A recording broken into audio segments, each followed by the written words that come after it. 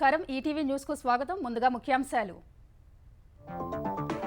ఇంటింటి పింఛన్ల పంపిణీ అడ్డుకునేందుకు సెర్ప్ సీఈఓ యత్నం. కుదరదంటూ సీఎస్ సమీక్షలో వాదన. సాధ్యమేనన్న మెజారిటీ జిల్లా కలెక్టర్లు.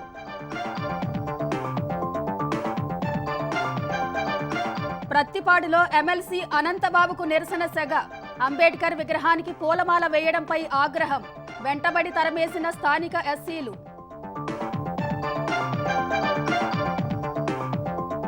ఎండిన పంటలపై కేసీఆర్ విమర్శలు తోసిపుచ్చిన మంత్రులు. ఎన్నికల కోసమే బయటకొచ్చారని ఆరోపణ. సీఎంగా ఉన్నప్పుడు ఏం చేశారని ప్రశ్న.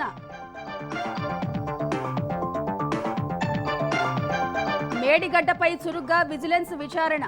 మాజీ ఈఎన్సీ వెంకటేశ్వర్లపై ప్రశ్నల వర్షం. అదనపు టీఎంసీ పనులకు ఎలా సిఫారసు చేశారని ఆరా. తెలంగాణలో 7,149 ధాన్యం కొనుగోలు కేంద్రాలు ఏర్పాటు. సేకరణపై సీఎస్ సమీక్ష. ఎంఎస్పీ కంటే తక్కువకు కొంటే చర్యలు తప్పవని హెచ్చరిక. దేశంలో ఏప్రిల్ నుంచి జూన్ వరకు భానుడి భగభగలు. అత్యధిక ఉష్ణోగ్రతలు ఉంటాయన్న ఐఎండీ. ఏపీ సహా పలు రాష్ట్రాలకు వేడి గాలుల ముప్పు.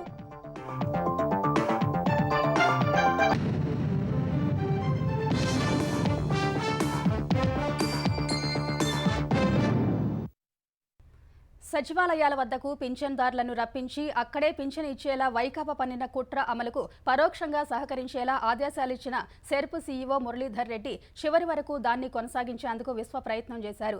ఇంటింటికి పింఛన్ల పంపిణీపై ప్రభుత్వ ప్రధాన కార్యదర్శి జవహర్ రెడ్డి అధ్యక్షతన సోమవారం జరిగిన ఉన్నత స్థాయి సమావేశంలో గ్రామ వార్డు సచివాలయ ఉద్యోగులను పింఛన్దారుల ఇళ్ల దగ్గరకు పంపి పింఛన్ అందించడం కుదరదని ఆయన చెప్పినట్టు తెలిసింది. అత్యధిక జిల్లాల కలెక్టర్లు ఇళ్ల వద్ద పంపిణీకే మొగ్గు చూపినా దాన్ని అడ్డుకునే అందుకే మురళీధర్ రెడ్డి ప్రయత్నించారని సమాచారం.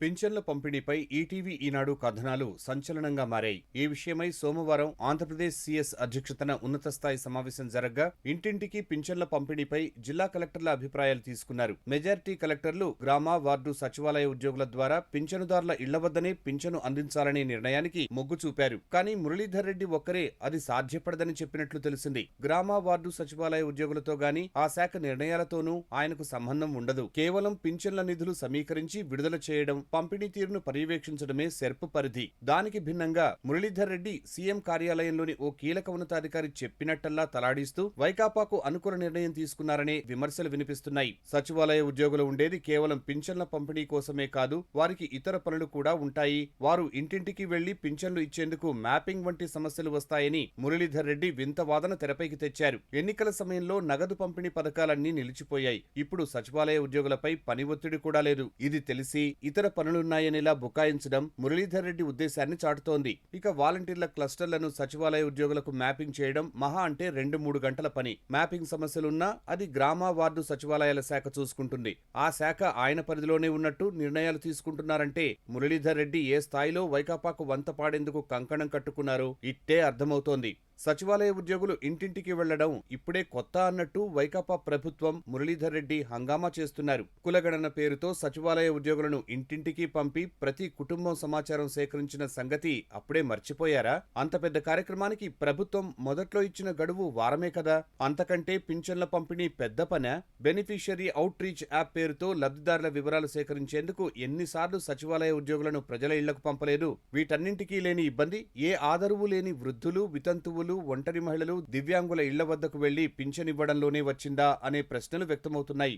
ఇంటింటికి వెళ్లి పింఛన్లు పంచే ప్రక్రియను అడ్డుకునేందుకు వైకాపా పన్నిన ముందస్తు వ్యూహాన్ని అమలు చేయడంలో మురళీధర్ రెడ్డి మొదటి నుంచి అత్యుత్సాహాన్ని ప్రదర్శిస్తున్నారు. 1వ తేదీకి ముందే పింఛన్ల నగదును సమీకరించే అవకాశం ఉన్నా ఆర్థిక సంవత్సరం ముగింపు, బ్యాంకు సెలవుల్ని సాకుగా చూపి జాప్యం చేశారనే విమర్శలు వినిపిస్తున్నాయి. 2022 ఏప్రిల్లో ఇదే తరహా పరిస్థితి ఉన్నా 1వ తేదీనే పింఛన్లు పంపిణీ చేశారు. అప్పుడు లేని ఇబ్బంది ఇప్పుడేం వచ్చింది? ఎన్నికల కోడ్ వచ్చిన తరువాత కూడా ప్రభుత్వం 13,000 కోట్ల రూపాయల బిల్లులు చెల్లించింది. వృద్ధులపై మమకారం ఉంటే అందులో నుంచి పింఛన్లకు అవసరమయ్యే 1980 కోట్లు ఎందుకు పక్కన పెట్టలేదు? ఇదేమీ లేకుండానే 3వ తేదీ నుంచి పంపిణీ చేస్తామని ఆదేశాలిచ్చారు. హైకోర్టు సూచనల్ని పరిగణలోకి తీసుకుని కేంద్ర ఎన్నికల సంఘం పింఛన్ల పంపిణీ నుంచి వాలంటీర్లను పక్కన పెడితే దాన్ని తెలుగుదేశం పార్టీకి ఆపాదించేందుకు వైకాపా పన్నిన కుతంత్రాన్ని అమలు చేసేలా పింఛనుదారులను సచివాలయాలకు రప్పించి పింఛను పంపిణీ చేసేలా మురళీధర్ మురళీధర్ రెడ్డి ఆదేశాలిచ్చారు. ఇదంతా ముఖ్యమంత్రి కార్యాలయంలో నంబర్ 1 గా ఉన్న ఒక ఉన్నతాధికారి ఆదేశాలకు అనుగుణంగానే సాగినట్టు ప్రతిపక్షాలు అనుమానిస్తున్నాయి.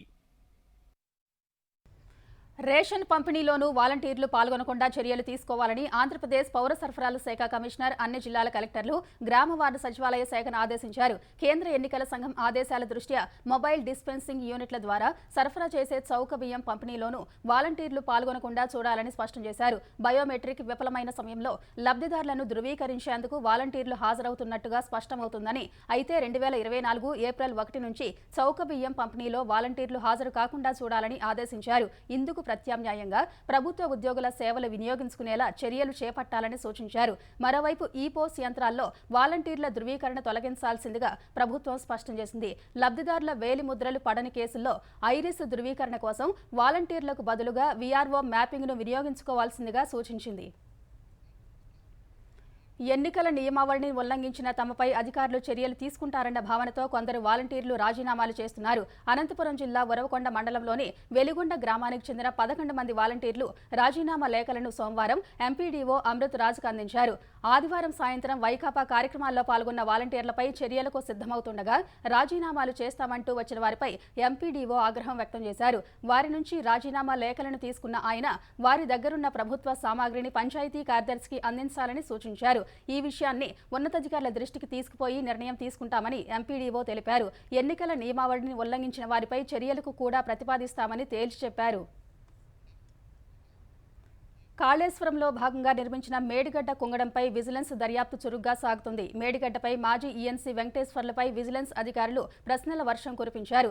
అదనపు టీఎంసీ పనులకు ఏ అధికారంతో సిఫారసు చేశారని ప్రశ్నించగా ఆ వివరాలు రికార్డులు చూసి చెబుతానని ఆయన సమాధానం ఇచ్చారని తెలిసింది. ఈ నెల 8న మరోసారి విచారణకు రావాలని మాజీ ఈఎన్సీ వెంకటేశ్వర్లకి విజిలెన్స్ అధికారులు సూచించారు. కాళేశ్వరం ఎత్తిపోతల పథకం సమగ్ర ప్రాజెక్టు నివేదిక డీపీఆర్ అంచనాలో అదనపు టీఎంసీకి ఆస్కారం లేకపోయినా సివిల్ పనులకు అంచనాలు తయారు చేసినట్లు ప్రాజెక్టు మాజీ engineer in chief Venkateswarlu vigilance and enforcement అధికారులకు తెలిపారు. ఏ అధికారంతో ఆ విధంగా సిఫార్సు చేశారని ప్రశ్నించగా రికార్డులు పరిశీలించిన తర్వాత చెప్తానని పేర్కొన్నట్లు తెలిసింది. కాళేశ్వరంలో భాగమైన మేడిగడ్డ బ్యారేజీ కుంగడంపై దర్యాప్తు చేస్తున్న విజిలెన్స్ అండ్ ఎన్ఫోర్స్మెంట్ నిర్మాణంలో భాగస్వాములైన ఇంజనీర్లను విచారిస్తోంది. మాజీ ఈఎన్సీ వెంకటేశ్వర్లను ఇప్పటికే ప్రశ్నించింది. మిగిలిన ఇంజనీర్లను త్వరలోనే విచారించనుంది.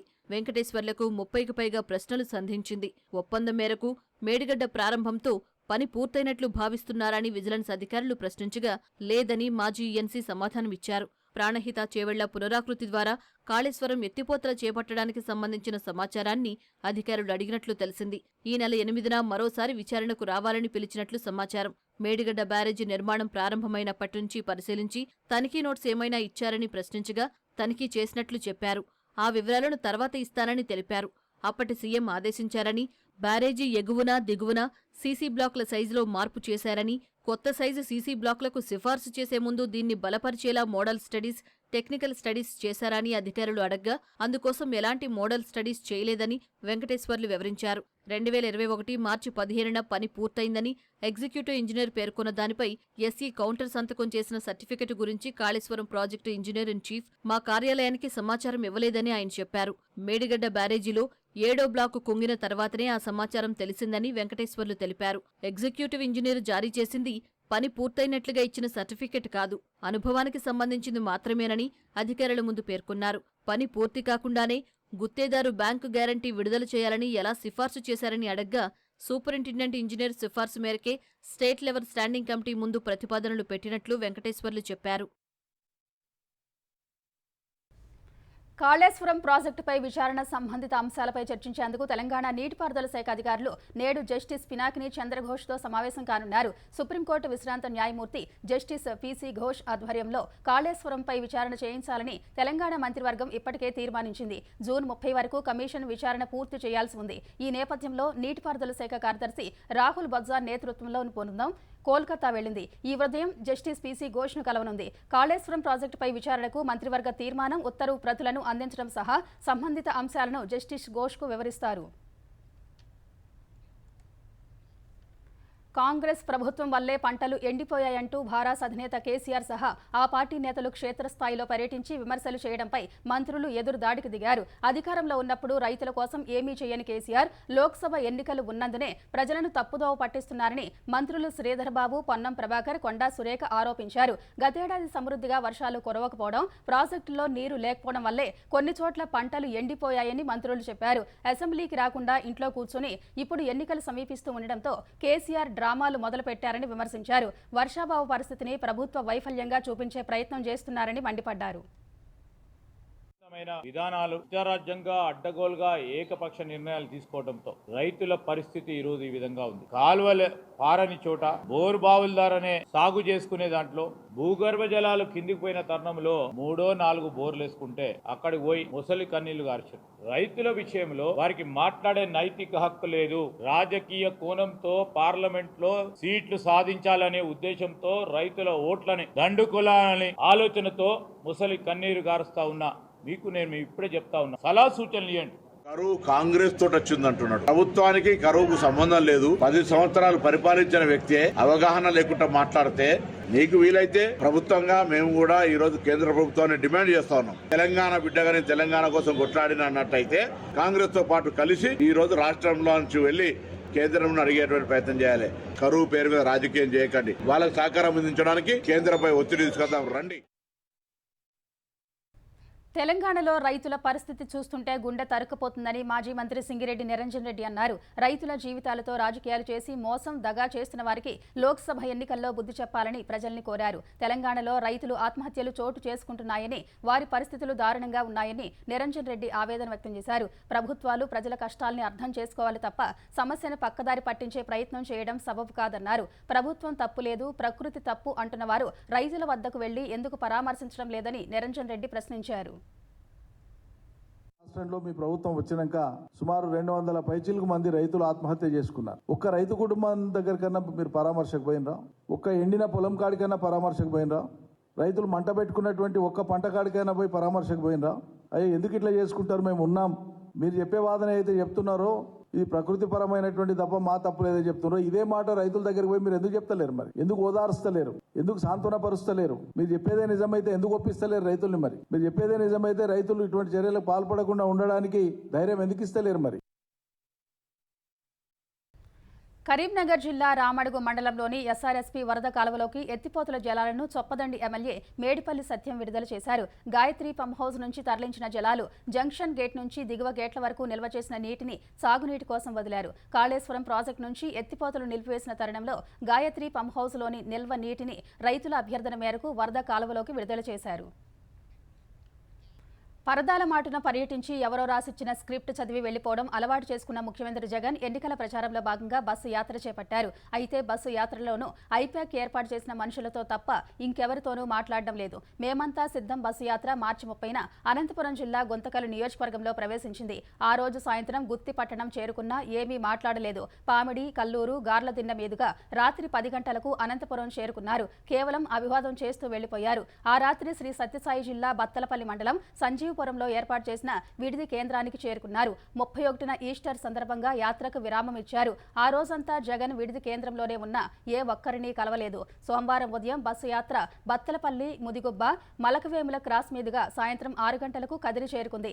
అనంతపురం శ్రీ సత్యసాయి జిల్లాలో 180 కిలోమీటర్ల మేర బస్సు యాత్ర కొనసాగిన సీఎం జగన్ ఒక్క మాట కూడా మాట్లాడకపోవడంపై విమర్శలు వెల్లువెత్తుతున్నాయి. 2019 ఎన్నికల ముందు వైఎస్ జగన్ అనంతపురం జిల్లాకు 100 హామీలు ఇచ్చారు. జగన్ను నమ్మిన అనంతవాసులు 12 స్థానాల్లో వైకాపా అభ్యర్థులను గెలిపించారు. అధికారంలోకి వచ్చాక హామీల అమలుకు ఏనాడూ కృషి చేయలేదు. వీటిపై జిల్లా వాసులు నిలదీస్తారనే భయంతోనే బస్సు యాత్రలో ఏం మాట్లాడకుండా వెళ్లిపోయారనే విమర్శలు వినిపిస్తున్నాయి. దళిత డ్రైవర్ని చంపిన కేసులో నిందితుడు వైకాపా ఎమ్మెల్సీ అనంతబాబుకి కాకినాడ జిల్లా ప్రత్తిపాడు నియోజకవర్గంలో సోమవారం రాత్రి నిరసన సెగ తగిలింది. ప్రత్తిపాడు అభ్యర్థి వరుపుల సుబ్బారావుకు మద్దతుగా ఎమ్మెల్సీ అనంతబాబు, లోక్సభ అభ్యర్థి సునీల్ ధర్మవరంలో ఎన్నికల ప్రచారం చేశారు. ఈ క్రమంలో అనంతబాబు దళితవాదలో తొలుత వైకాపాలోని ఓ వర్గంతో కలిసి అంబేద్కర్ విగ్రహానికి పూలమాల వేశారు. విషయం తెలుసుకున్న స్థానికులు ఆగ్రహంతో ఊగిపోయారు. దళిత యువకులు, స్థానికులు ఒకచోట చేరి నిలదీద్దామనుకునేసరికి అనంతబాబు ప్రసంగాన్ని ముగించుకుని పక్క వీధిలోకి వెళ్లారు. దళితులంతా నినాదాలు చేసుకుంటూ అంబేద్కర్ విగ్రహం వద్దకు చేరారు. ఈలోగా ప్రచారం ముగించుకుని వాహనం వద్దకు అనంతబాబు, సుబ్బారావు, సునీల్ చేరుకున్నారు.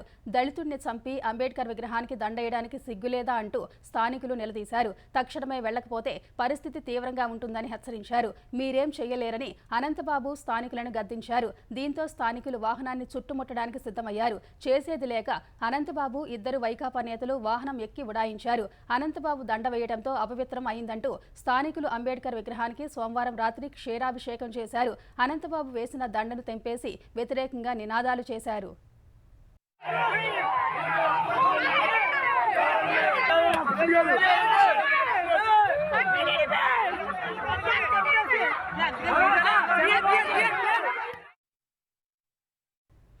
యూట్యూబ్ ఓటీటీలో వివేకం సినిమా ప్రదర్శన నిలిపివేసేలా సంబంధిత అధికారులను ఆదేశించాలని కోరుతూ వైఎస్ వివేకానందరెడ్డి హత్య కేసులో అప్రూవర్గా మారిన షేక్ దస్తగిరి హైకోర్టులో వ్యాజ్యం వేశారు. తాను సీబీఐకి పులివెందుల కోర్టులోనూ ఇచ్చిన వాంగ్మూలం ఆధారంగా వైఎస్ వివేకానందరెడ్డి బయోపిక్ పేరుతో వివేకం సినిమా తీశారన్నారు. సినిమాలో తన పేరును అపకీర్తి పాల్చేసేలా పేర్కొన్నారని పిటిషన్లో వివరించారు. ఎన్నికల్లో పోటీ చేస్తున్నట్టు తెలిపిన దస్తగిరి ఏపీలో సాధారణ ఎన్నికల ప్రక్రియ ముగిసే వరకు చిత్ర ప్రదర్శన నిలిపేయాలని కోరారు. ఈ వ్యాజ్యంపై నేడు హైకోర్టు విచారణ జరపనుంది. ధాన్యం కొనుగోళ్లకు తెలంగాణ వ్యాప్తంగా 7,149 కేంద్రాలు ఏర్పాటు చేస్తున్నట్లు ప్రభుత్వ ప్రధాన కార్యదర్శి శాంతికుమారి తెలిపారు. 4-5 రోజుల్లో ధాన్యం కొనుగోలు కేంద్రాలన్నీ ప్రారంభమవుతాయని ఆమె చెప్పారు. ధాన్యం కొనుగోళ్లు, వేసవి జాగ్రత్తలు, నీటి సరఫరా, మన ఊరు మనబడి పనులపై కలెక్టర్లతో సీఎస్ వీడియో కాన్ఫరెన్స్ నిర్వహించారు. మంచినీటి సరఫరా మరింత సమర్థవంతంగా నిర్వహించేందుకు జిల్లా, మండల, గ్రామ స్థాయిలో ప్రత్యేక అధికారులను నియమిస్తున్నట్లు శాంతికుమారి వెల్లడించారు. జిల్లాలో మంచినీటి సరఫరా పర్యవేక్షణ బాధ్యత స్థానిక సంస్థల అదనపు కలెక్టర్లదేనని సీఎస్ స్పష్టం చేశారు. ఎక్కడైనా మంచినీటి సరఫరాకు ఆటంకం ఏర్పడితే గ్రామాల్లోని వ్యవసాయ బావుల నుంచి అద్దె ప్రాతిపదికన సరఫరా చేయాలన్నారు. నాగార్జున సాగర్ నుంచి పాలేరు జలాశయానికి తాగునీటి అవసరాలకు కృష్ణా జలాలు విడుదల చేశామని వివరించారు. మన ఊరు మనబడి కార్యక్రమం కింద అన్ని ప్రభుత్వ పాఠశాలల్లో పనులు వెంటనే ప్రారంభించి పురోగతిని ఎప్పటికప్పుడు పర్యవేక్షించాలని కలెక్టర్లను ఆదేశించారు. 2 నెలల ఉష్ణోగ్రతలు ఎక్కువగా ఉంటాయి కాబట్టి వడదెబ్బ, డీహైడ్రేషన్పై ప్రజలను చైతన్యపరచాలని సూచించారు. ఉదయం 11 నుంచి సాయంత్రం 4 గంటల వరకు పిల్లలు, వృద్ధులు బయటకు రాకుండా జాగ్రత్తలు తీసుకోవాలని సీఎస్ సూచించారు. వరంగల్ లోక్సభ స్థానాన్ని కాంగ్రెస్ పార్టీ కడియం కావ్యకు కేటాయించింది. ఈ మేరకు సోమవారం రాత్రి ఏఐసీసీ అధికారిక ప్రకటన విడుదల చేసింది. భారాస అభ్యర్థిగా ప్రకటించిన తర్వాత ఆ అవకాశాన్ని వదులుకొని తండ్రి కడియం శ్రీహరితో పాటు కాంగ్రెస్లో చేరిన ఆమెకు అనుకున్నట్టుగానే సీటు కేటాయించారు. దీంతో కాంగ్రెస్ పార్టీ తెలంగాణలోని 14 సీట్లకు అభ్యర్థులను ప్రకటించినట్లయింది. సోమవారం ఏఐసీసీ అధ్యక్షులు మల్లికార్జున ఖర్గే, పార్లమెంటరీ పార్టీ నేత సోనియా గాంధీ, పార్టీ ప్రధాన కార్యదర్శి కేసీ వేణుగోపాల్ నేతృత్వంలో జరిగిన కేంద్ర ఎన్నికల కమిటీ సమావేశంలో పెండింగ్ స్థానాలపై చర్చించారు. ఖమ్మం, కరీంనగర్, హైదరాబాద్ స్థానాలపై ఉత్కంఠ కొనసాగుతుంది. ఈ 3 స్థానాలకు 2 అంతకంటే ఎక్కువ మంది పేర్లు పరిశీలనలో ఉండటంతో వాటి ప్రకటనను తాత్కాలికంగా వాయిదా వేసినట్టు తెలుస్తోంది. తనపై నమోదైన కేసులను కొట్టివేయాలని కోరుతూ భాజపా జాతీయ ప్రధాన కార్యదర్శి బండి సంజయ్ తెలంగాణ హైకోర్టును ఆశ్రయించారు. ఉప్పల్, మేడిపల్లి పోలీస్ స్టేషన్లో మార్చి 27న నమోదైన కేసులను కొట్టివేయాలని కోరుతూ బండి సంజయ్ క్వాష్ పిటిషన్ దాఖలు చేశారు. హోళీ రోజున చెంగిచెర్లలో జరిగిన గొడవలో బాధితులను పరామర్శించేందుకు వెళ్లగా పోలీసులు తనపై తప్పుడు కేసులు పెట్టారని సంజయ్ పిటిషన్లో పేర్కొన్నారు. దురుద్దేశపూరితంగా వ్యక్తిగత కక్షతో పెట్టిన కేసులను కొట్టివేయాలని కోరారు.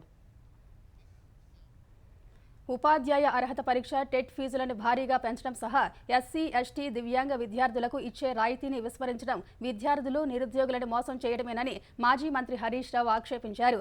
ఈ మేరకు సీఎం రేవంత్ రెడ్డికి లేఖ రాసిన హరీష్ రావు అనేక కష్టాలకు ఓర్చి ప్రభుత్వ ఉద్యోగాలకు సిద్ధమయ్యే విద్యార్థులు, నిరుద్యోగుల నుంచి అధిక ఫీజులు వసూలు చేయడం బాధాకరమన్నారు. బారాస ప్రభుత్వ హయాంలో టెట్ 1 పేపరు, 2 పేపర్లు రాసిన ఫీజు 400 రూపాయలు మాత్రమే ఉండేదన్న హరీష్ ఇప్పుడు టెట్ 1 పేపర్కు 1000, 2 పేపర్లకు 2,000 రూపాయల ఫీజుగా వసూలు చేయడం ఏంటని ప్రశ్నించారు. సీబీఎస్ఈ నిర్వహించే సీటెట్తో పోల్చితే టెట్ ఫీజులు రెట్టింపుగా ఉన్నాయని పేర్కొన్నారు. రిజర్వ్డ్ విద్యార్థులకు ఫీజు రాయితీ కల్పించకపోవడం రాజ్యాంగ సూత్రాలకు విరుద్ధమని ఆక్షేపించారు. జాతీయ స్థాయిలో నిర్వహిస్తున్న సీటెట్లో ఎస్సీ, ఎస్టీలకు సీబీఎస్ఈ ఫీజు రాయితీ ఇస్తుందని హరీష్ రావు గుర్తించారు. నిరుద్యోగుల నుంచి రూపాయి ఫీజు తీసుకోకుండా దరఖాస్తులు స్వీకరిస్తామని మేనిఫెస్టోలో చెప్పిన కాంగ్రెస్ ఇప్పుడు ఫీజుల పేరుతో నిరుద్యోగుల నడ్డి విరుస్తుందని ఆక్షేపించారు. ఇచ్చిన మాటను నిలబెట్టుకోవాలని, వెంటనే టెట్ ఫీజులు తగ్గించాలని హరీష్ రావు ప్రభుత్వాన్ని డిమాండ్ చేశారు.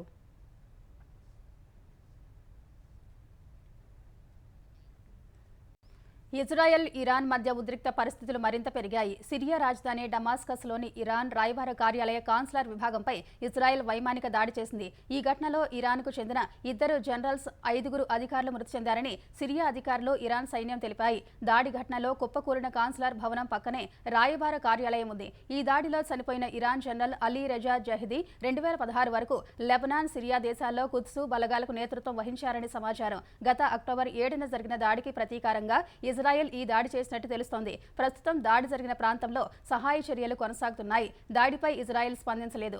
ఈ ఘటనను సిరియాలో ఇరాన్ రాయబారి హుస్సేన్ అక్బరీ ఖండించారు. దాడిలో 7 చనిపోయినట్లు ఆయన తెలిపారు.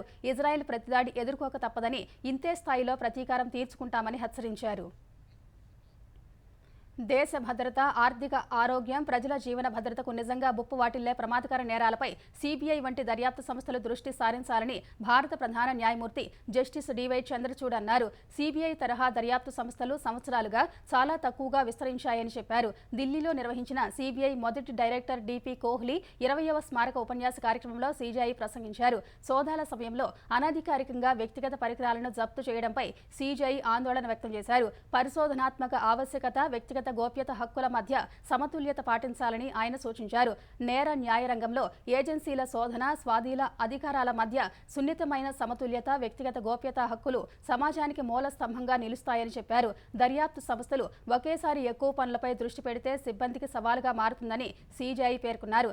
దర్యాప్తు సంస్థల్లో సిబ్బంది తక్కువగా ఉండటం, వారిలో ఎక్కువ మంది డిప్యుటేషన్పై రావడం అందుకు కారణాలుగా చెప్పారు. కోర్టులను క్రమబద్ధీకరించడమే కాకుండా సిబిఐ వంటి దర్యాప్తు సంస్థలు తమ సామర్థ్యాన్ని మెరుగుపరుచుకోవడం చాలా ముఖ్యమని సిజేఐ జస్టిస్ డివై చంద్రచూడ్ సూచించారు. మ్యాచ్ ఫిక్సింగ్ ద్వారా లోక్సభ ఎన్నికల్లో గెలిచేందుకు ప్రధాని నరేంద్ర మోదీ కుట్ర చేస్తున్నారని వ్యాఖ్యానించిన కాంగ్రెస్ ముఖ్య నేత రాహుల్ గాంధీపై భాజపా కేంద్ర ఎన్నికల సంఘానికి ఫిర్యాదు చేసింది. రాహుల్పై కఠిన చర్యలు తీసుకోవాలని కేంద్ర మంత్రి హర్దీప్ సింగ్ పూరి, భాజపా జాతీయ కార్యదర్శి అరుణ్ కుమార్ ఈసీకి ఫిర్యాదు చేశారు. బహిరంగ సభలో రాహుల్ చేసిన వ్యాఖ్యలు ఎన్నికల నిబంధనలను ఉల్లంఘించడం సహా అభ్యంతరకరంగా ఉన్నాయని హర్దీప్ సింగ్ పూరి అన్నారు. రాహుల్ పదే పదే ఇలాంటి వ్యాఖ్యలు చేస్తున్నందున ప్రచారంలో పాల్గొనకుండా ఆయనపై చర్యలు తీసుకోవాలని భాజపా జాతీయ కార్యదర్శి అరుణ్ కుమార్ డిమాండ్ చేశారు. మ్యాచ్ ఫిక్సింగ్ ద్వారా 400 స్థానాల్లో గెలిచేందుకు మోదీ కుట్ర చేస్తున్నారని ఆదివారం ఢిల్లీలో జరిగిన ఇండియా కూటమి ర్యాలీలో రాహుల్ గాంధీ ఆరోపించారు. ఈవీఎంల విశ్వసనీయతపై కూడా ప్రశ్నలు సంధించారు. దేశంలో ఏప్రిల్ నుంచి జూన్ వరకు 3 నెలల పాటు ఎండలు మండిపోనున్నాయని, విపరీతమైన వేడి వాతావరణం నెలకొంటుందని భారత వాతావరణ విభాగం ఐఎండీ ప్రకటించింది. మధ్య, పశ్చిమ ద్వీపకల్ప భాగాల్లో ఈ ప్రభావం అధికంగా ఉంటుందని వెల్లడించింది. ఏప్రిల్ నుంచి జూన్ వరకు దేశంలోని చాలా ప్రాంతాల్లో సాధారణ గరిష్ట ఉష్ణోగ్రతల కంటే అధిక ఉష్ణోగ్రతలు నమోదవుతాయని IMD director general Mrutyunjay Mohapatra తెలిపారు. ఈశాన్య రాష్ట్రాలు, పశ్చిమ హిమాలయ ప్రాంతం, ఒడిశా ఉత్తర భాగంలో సాధారణం నుంచి సాధారణ గరిష్ట ఉష్ణోగ్రతల కంటే తక్కువ ఉష్ణోగ్రతలు నమోదవుతాయని చెప్పారు. మైదాన ప్రాంతంలో వేడి గాలులు వీచే రోజుల్లో ఉష్ణోగ్రత పెరిగే అవకాశం ఉందన్నారు. సాధారణంగా 4 నుంచి 8 రోజులు వేడి గాలులు వీచేవని, ఈసారి 10 నుంచి 20 రోజులు వీచే అవకాశం ఉందని హెచ్చరించారు. గుజరాత్, మధ్య మహారాష్ట్ర, ఉత్తర కర్ణాటక, రాజస్థాన్, మధ్యప్రదేశ్, ఒడిశా, ఉత్తర ఛత్తీస్గఢ్, ఆంధ్రప్రదేశ్లలో వేడిగాలుల ప్రభావం తీవ్రంగా ఉంటుందని మహాపాత్ర చెప్పారు. ఐపీఎల్ 17వ సీజన్లో రాజస్థాన్ రాయల్స్ వరుసగా 3వ విజయం సాధించింది. వాంకడే వేదికగా ముంబైతో జరిగిన మ్యాచ్లో ఆ జట్టు 6 వికెట్ల తేడాతో గెలుపొందింది. ఫలితంగా ముంబై వరుసగా 3వ పరాజయం మూటగట్టుకుంది. తొలుత బ్యాటింగ్ చేసిన ముంబై జట్టు 20 ఓవర్లలో 9 వికెట్ల నష్టానికి 125 పరుగులు మాత్రమే చేసింది. తిలక్ వర్మ 32, హార్దిక్ పాండ్యా 34 పరుగులతో రాణించారు. రాజస్థాన్ బౌలర్లలో ట్రెంట్ బౌల్ట్, చాహల్ 3 వికెట్లు పడగొట్టారు. బర్గర్ 2, అవేష్ ఖాన్ 1 వికెట్ తీశారు. 126 పరుగుల లక్ష్యాన్ని రాజస్థాన్ జట్టు 15.3 ఓవర్లలో 4 వికెట్లు కోల్పోయి ఛేదించింది. రియాన్ పరాగ్ 54 నాటౌట్, మరోసారి అర్ధ శతకంతో చెలరేగాడు. ముంబై బౌలర్లలో ఆకాష్ మధ్వాల్ 3 వికెట్లు తీశాడు.